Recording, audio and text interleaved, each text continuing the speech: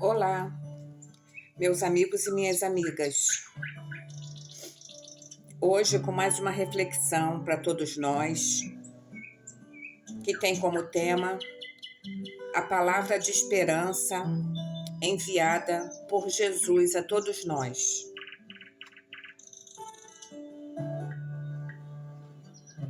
Eu já quero começar essa nossa reflexão trazendo para todos vocês uma palavra que traz esperança, sim, para ilustrar essa nossa mensagem. E eu vou mostrar para todos vocês essa passagem que se encontra no Evangelho de Jesus, no livro de Lucas 5, e muitos com certeza já conhecem bem essa palavra, pois ela tem como título A Pesca Maravilhosa. Simão era um pescador bastante experiente e vivia daquela atividade da pesca. Essa era a sua atividade principal e de lá ele tirava o sustento de toda a sua família. E depois de estar durante toda a noite no mar, lançando sua rede para pegar os peixes que normalmente conseguia, nada pescou. Naquela noite, Simão percebeu que havia fracassado e que naquela manhã seguinte seria muito difícil, pois talvez ele possa ter pensado: o que eu vou fazer da minha vida? Como vou cumprir meus compromissos? Como farei para levar o sustento da minha família? Ele estava sozinho naquele imenso mar de incertezas, com um sentimento de fracasso. Aquele problema parecia não ter solução. Ele era um experiente pescador. Há muito tempo conhecia essa atividade como ninguém. E sabia que naquela noite o mar não estava para peixe. No entanto, ele insistiu durante toda aquela noite solitária, sozinho no mar. E é assim que muitos de nós nos sentimos às vezes. Porque existem situações que são tão difíceis que parece não ter solução. Nos sentimos perdidos e sozinhos, e às vezes o desespero toma conta de nós. E como Simão, divagamos entre um pensamento e outro, tentamos encontrar uma solução, uma saída, mas parece que estamos enfrentando um mar de problemas e de dificuldades. Uma mãe, por exemplo, que tem um filho nas drogas, ou um pai que percebe que está perdendo o filho ou a filha para os vícios, ou até mesmo essa pessoa que deseja se libertar dos vícios, que a escraviza, ou essa pessoa que tem um familiar doente, ou ela mesma está doente, e muitos ainda que enfrentam desemprego, e como Simão, nada tem para o sustento da família. Outros estão vivendo uma enorme dificuldade nos seus relacionamentos e perdidos pensam que não há mais o que se possa fazer. Quando Simão voltou dessa pesca, ele estava frustrado, desanimado, sem força e vigor, vencido pelo cansaço e pelo fracasso de não ter conseguido trazer a provisão e o sustento para si e para a sua família. E esse sentimento de impotência nos dias de hoje acaba atingindo muitos de nós. Somos atingidos por problemas e dificuldades que nos tiram a força.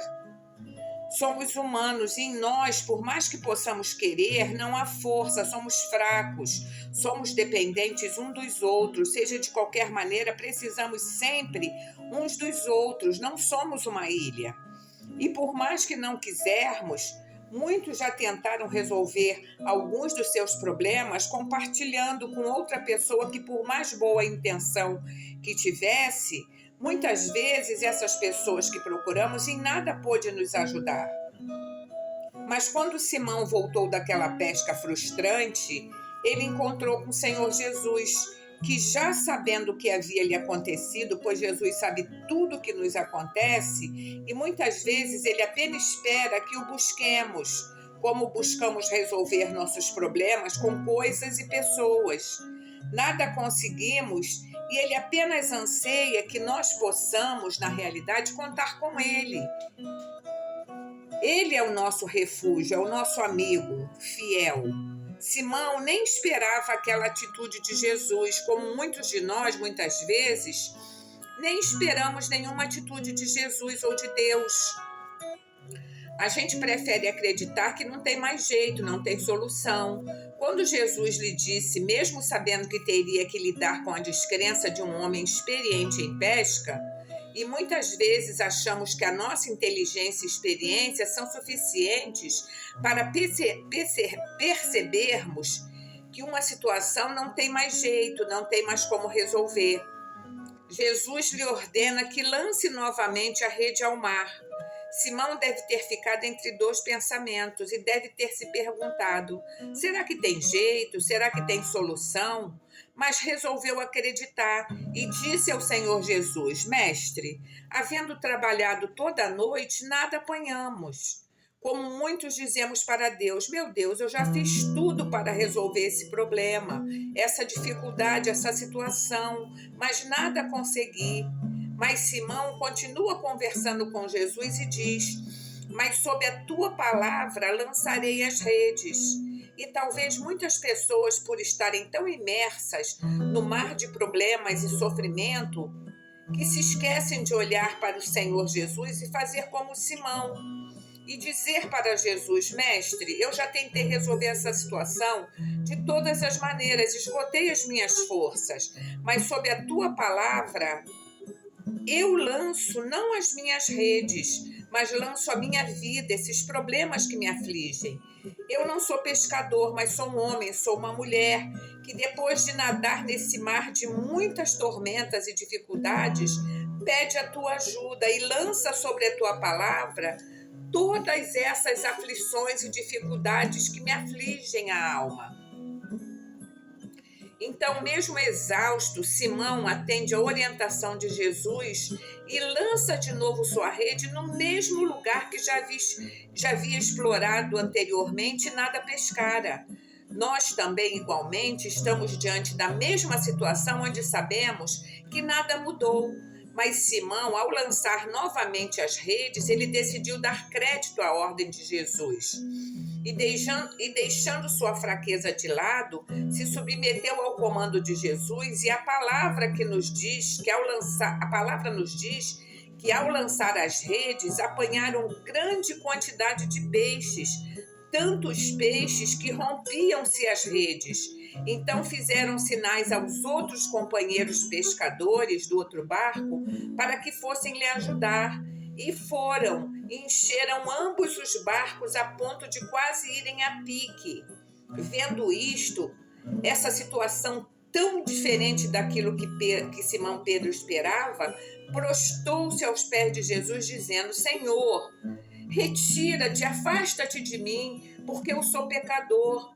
Pois à vista daquela pesca maravilhosa que fizeram, a admiração se apoderou dele e de todos os seus companheiros. Então vejamos bem, imagine por um momento essa situação, barcos voltando vazios com homens cansados, desanimados, como normalmente qualquer um de nós faríamos, depois de passar toda uma noite enfrentando condições adversas em alto mar. Imaginemos esses homens se arriscando no mar revolto, arriscando suas vidas para poderem sobreviver, e tendo suas forças esgotadas, voltam envergonhados, humilhados.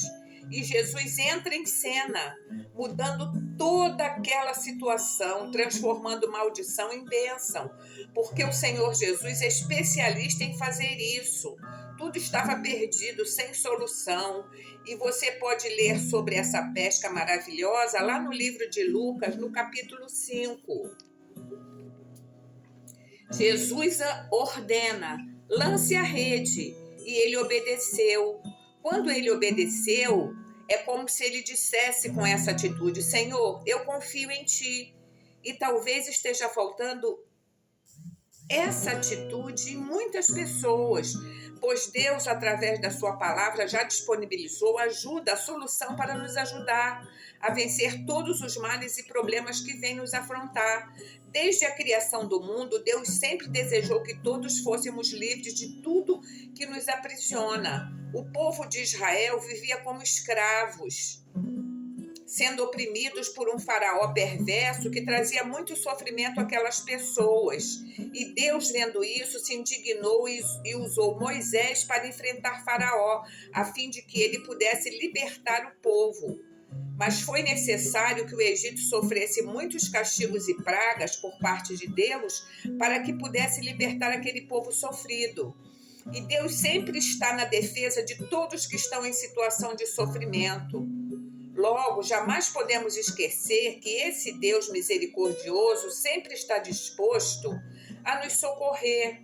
Mas, embora tenhamos um Deus poderoso desejando entrar em nossas vidas e agir como um Pai amoroso, muitos ainda dizem: "Ah, Deus é um só, Ele está em todos os lugares." No entanto, eu lhes faço a seguinte pergunta: sendo Deus um ser santo, poderia estar onde se cultua outros deuses?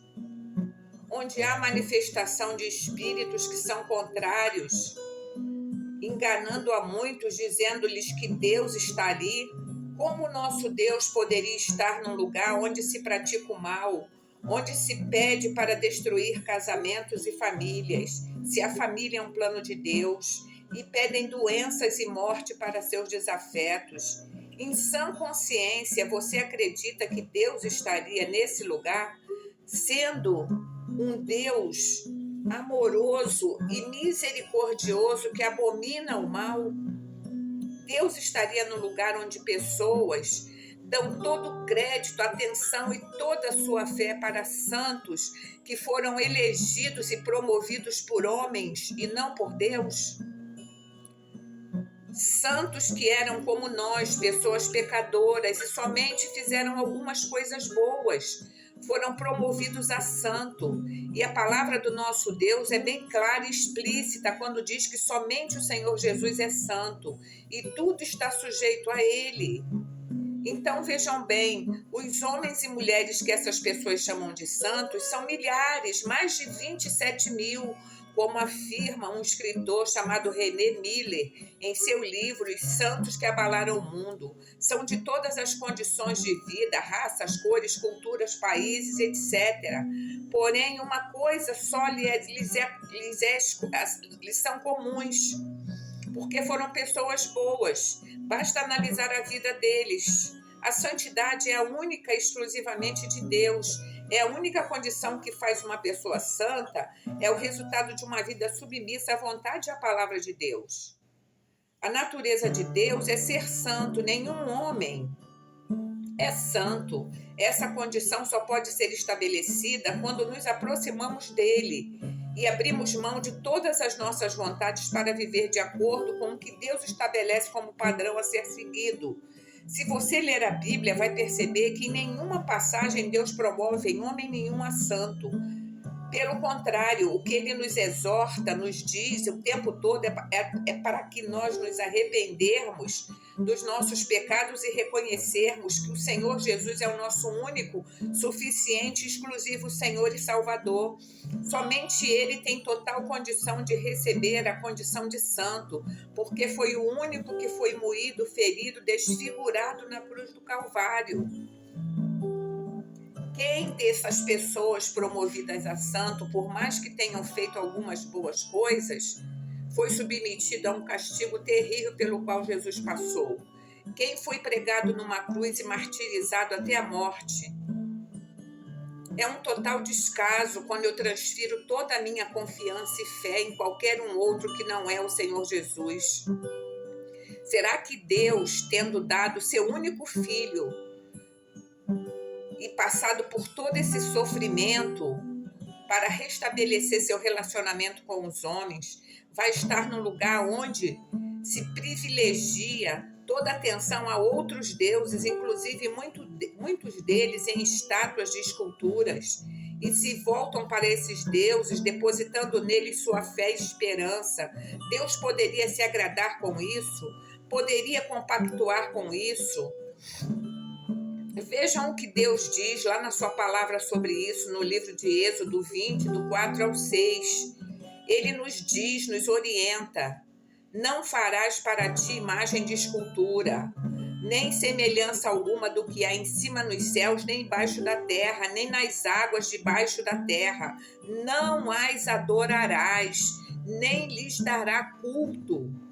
Porque eu, Senhor teu Deus, Deus zeloso, que visito a iniquidade dos pais nos filhos até a terceira e quarta geração daqueles que me aborrecem, e faço misericórdia até 1000 gerações daqueles que me amam e guardam os meus mandamentos. Logo, meus amigos e amigas, fica bastante claro e explícita qual é a vontade de Deus. Se ele diz: não farás para ti imagem de escultura e não a adorarás, nem lhe prestará culto. Então, se eu faço isso, o que eu estou fazendo? Eu estou descumprindo o mandamento de Deus, estou sendo rebelde e não estou dando a menor importância ou atenção à vontade de Deus. Ele vai se agradar disso, de uma pessoa que age dessa forma? Vai estar com essas pessoas se ele próprio diz que visita a iniquidade dos pais nos filhos até a terceira e quarta geração daqueles que o aborrecem? Se você não sabe o que é iniquidade, iniquidade pode ser considerada como pecado. Segundo a Bíblia, o homem ou a mulher iníqua é aquele indivíduo que já está acostumado a pecar, não se importando mais com as consequências ou tendo vergonha de cometê-los. Muitas vezes me perguntam por que rejeitam ao Senhor Jesus, por que não lhe atribuem toda honra, reconhecimento e gratidão, por que não dão crédito e desprezam nosso Senhor que sofreu tanto naquela cruz derramando seu precioso sangue por nós. Muitas pessoas dizem: eu sou muito novo, tenho uma vida pela frente, isso é coisa para os velhos, eles já viveram tudo e agora podem se submeter a seguir os mandamentos de Deus, que são bem pesados e exigentes. No entanto, eu preciso dizer para essas pessoas que pensam assim, que ninguém sabe nem consegue definir quanto tempo terá de vida. Hoje as pessoas estão partindo de repente, não importa a idade. Crianças, jovens, velhos perdem a vida de repente por variadas situações, seja por doenças ou por alguma situação de acidente ou até violência sofrida. Então ninguém tem essa garantia. E a oportunidade que está proposta para qualquer pessoa precisa ser definida em vida. Enquanto estamos vivos, temos esse acesso direto ao reino de Deus, que disponibiliza a nossa entrada pela credencial santa de Jesus. Adentramos o Santo dos Santos através dessa oportunidade que é concedida para todos que aceitam, reconhecem e obedecem aos ensinamentos de Deus, confessando que somente o Senhor Jesus é o Senhor de suas vidas, arrependendo-se dos seus pecados cometidos, mudam sua vida de pecados por uma vida de servos de Deus, sujeitando-se a obedecer a palavra de Deus, abrindo mão de suas vontades e comportamentos, deixam de lado tudo que desagrada a Deus, passam a viver uma vida de santidade, que logo fica visível a todos que o conhecem. Desculpem, meus amigos. Pois quando se torna servo de Deus, do Deus Altíssimo, nós precisamos falar, porque o brilho de Jesus é refletido, nem precisamos falar, porque o brilho de Jesus é refletido em nós, e muitas pessoas perceberão. A mudança é visível. O que roubava não rouba mais, o que mentia não mente mais, o que adulterava não adultera mais, o que era desonesto não comete mais a desonestidade. Ou seja, para se aproximar de Deus, sermos aprovados por Ele, precisamos deixar de lado tudo aquilo que é contrário à sua palavra. E para algumas pessoas que dizem assim, Eu não preciso ir a uma igreja, Deus está dentro de mim. No entanto, para você que pensa assim, eu preciso lhe falar alguma coisa. Nós vivemos em uma época em que a correria faz parte do dia a dia, não há tempo para tudo aquilo que nós queríamos, pois há inúmeros compromissos e muitas outras coisas a se fazer. A sociedade moderna vive num ritmo frenético e tal situação prejudica inclusive a comunhão entre família e igreja. Então, sendo a vida moderna desta maneira, será que não bastaria estar em comunhão com Deus em casa ao invés de ir à igreja? Meus amigos, me desculpem, a tosse é porque eu estou um pouco resfriada. Para poder responder a esta questão, preciso mostrar por que existe a igreja e qual é o seu propósito. Na Bíblia, vemos que a primeira ocorrência de uma igreja, um local para culto a Deus, foi com o povo de Israel, quando Deus os livrou da escravidão dos egípcios. A ordem de Deus foi: e me farão um santuário para que eu possa habitar no meio deles. Você pode conferir isso no livro de Êxodo 25:8. Mesmo sendo onipresente, estando em todo lugar, Deus estabeleceu um lugar onde pudesse encontrar-se de forma mais pessoal com seu povo, o santuário. Em seguida, e serem abolidos os rituais do santuário, Deus instituiu a igreja como lugar onde se encontraria com seus filhos. O propósito da igreja é servir, é levar a mensagem da Bíblia, do Evangelho às pessoas. Como um meio organizado, a importância da igreja é instruir, ensinar, levar as pessoas a estarem em comunhão com Deus. Mas será que não podemos estar firmes com Deus fazendo nossos cultos apenas em casa? Muitas pessoas usam esse argumento como desculpa para não ir à igreja e se afastarem de Deus. Dizem que estão firmes com Deus, que oram e que até leem a Bíblia em casa. Contudo, é muito mais fácil nos dedicarmos a cultuar Deus quando estamos em um lugar apropriado para isso.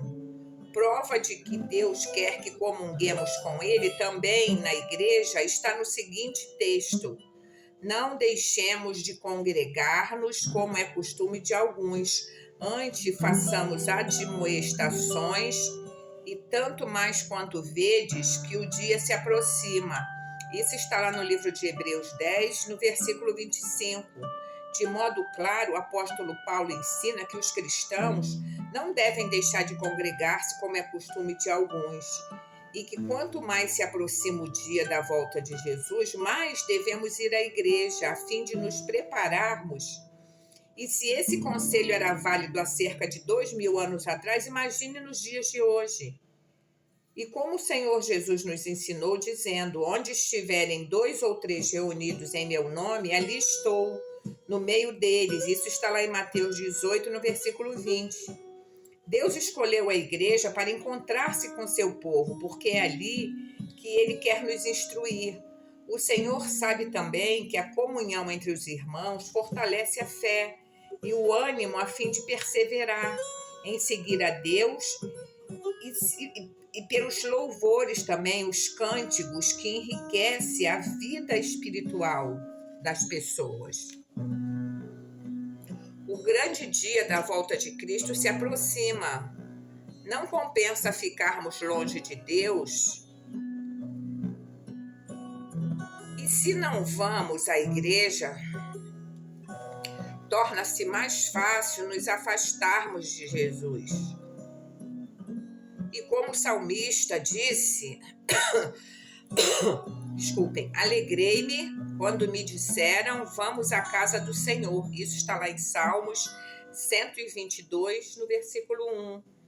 Então, para concluirmos a mensagem, que é uma palavra de esperança enviada por Jesus, que está registrada no livro de Mateus, capítulo 7, nos versos 7 e 8, e ele nos diz: peçam e será dado, busquem e encontrarão, batam e a porta será aberta, pois todo o que pede recebe, o que busca encontra, e aquele que bate a porta será aberta. E no livro de Êxodo nos diz: o Senhor lutará por vocês, tão somente acalme-se E ainda nos anima dizendo, porque Deus amou tanto o mundo que deu o seu Filho unigênito, para que todo que nele crer não pereça, mas tenha vida eterna. Isso está lá em João 3, no versículo 16. E o Senhor Jesus, num terno convite, diz: vinde a mim todos que estáis cansados e oprimidos, e eu vos aliviarei, lá em Mateus 11, 28. Esta declaração significa o amor que Jesus tem pelos pecadores, para que creiam nele. Ninguém mais além do Salvador é capaz de aliviar e dar descanso ao que está cansado e sobrecarregado. Percebam que esse alívio, esse descanso, não é conquistado pelo homem, mas é dado pelo Filho de Deus, e somente por ele os cansados e oprimidos que vão a Cristo recebem dele o verdadeiro descanso. Não vivem marcados pela incerteza, pelo medo e pelo desespero, mas agora suas vidas são marcadas pelas virtudes e do fruto do Espírito. Por isso o apóstolo Paulo escreve: se alguém está em Cristo, nova criatura é, as coisas velhas se passarão e eis que tudo se fará novo. Isso está lá em 2 Coríntios 5, no versículo 17. Então, meus amigos e amigas, essa é a reflexão de hoje, que o Espírito Santo fale ao seu coração, à sua mente. Vamos orar, vamos falar com Deus. É momento de oração. Curve a sua cabeça em reverência a Deus. Feche os seus olhos e oremos assim. Ó Senhor, soberano Deus e nosso Pai, no santo nome do teu Filho amado, Senhor Jesus, que entramos na tua santa e gloriosa presença. E como o Senhor bem sabe, porque o Senhor é onisciente, estamos aqui reunidos nessa oração, numa só fé, clamando pelas tuas misericórdias em nossas vidas, que elas alcancem não somente a nós, como também a nossa família, meu Pai. Não considera as nossas falhas e erros e pecados, lança no mar de esquecimento e nos perdoa, em nome de Jesus. Ouve e atende a nossa oração, porque precisamos da tua ajuda para vencer todos os problemas e dificuldades que nos afrontam, aborrecendo a nossa paz, incomodando a nossa vida. Invocamos a tua gloriosa presença, porque precisamos do teu socorro e proteção para superar todas as adversidades que estamos enfrentando. A tua santa palavra nos diz: lançai sobre mim a vossa ansiedade. Somos humanos, estamos neste mundo onde as forças das trevas investem contra nós para nos causar sofrimento e dor. Mas cremos que o Senhor virá ao nosso socorro e não nos deixará só nesta guerra que enfrentamos contra a nossa natureza pecaminosa e contra os dardos inflamados do maligno. Sabemos e confiamos que o nosso socorro virá do Senhor. Tu criastes os céus e a terra. Sabemos que nada é impossível para ti, meu Pai. Então olha com olhos de amor para cada um de nós. Ministra o teu propósito em nossas vidas.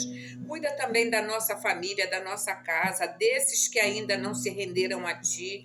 Tira, Senhor, o coração de pedra e ponha um coração de carne rendido a ti. Destaca os ouvidos dos surdos para que possam ouvir a tua voz. E liberta os cativos, os algemados, e dá força e vigor ao que não tem. Traz ânimos aos desanimados, restaura a vida de todos nós. Esse que acha que não há mais saída para a sua vida, mostra que o Senhor é o socorro bem presente na hora da angústia. Frustra os planos do maligno e todos os projetos de Satanás contra nós.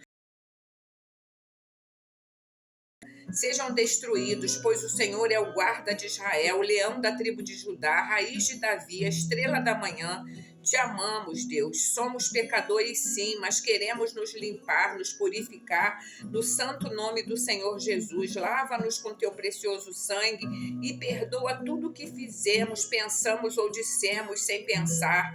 Queremos ser teus servos, o povo que se chama pelo teu nome, que jamais sejamos envergonhados. Manifesta o teu poder na nossa vida e na nossa família. Somos dependentes de ti, Deus justo e verdadeiro. Não cremos em outros deuses, nem nos prostramos, nem adoramos aos deuses desse mundo, porque toda honra, glória e louvor damos a ti. Somos gratos pelo teu amor, reconhecemos e nos rendemos a Ti. Só o Senhor Jesus é digno de receber toda a honra, glória, louvor e adoração. Sabemos que não estamos só, porque o Senhor Jesus é a nossa maior esperança e nos diz: buscar-me-eis e me achareis quando me buscares de todo o vosso coração. E é isso que todos estamos fazendo aqui reunidos, meu Pai, nessa oração.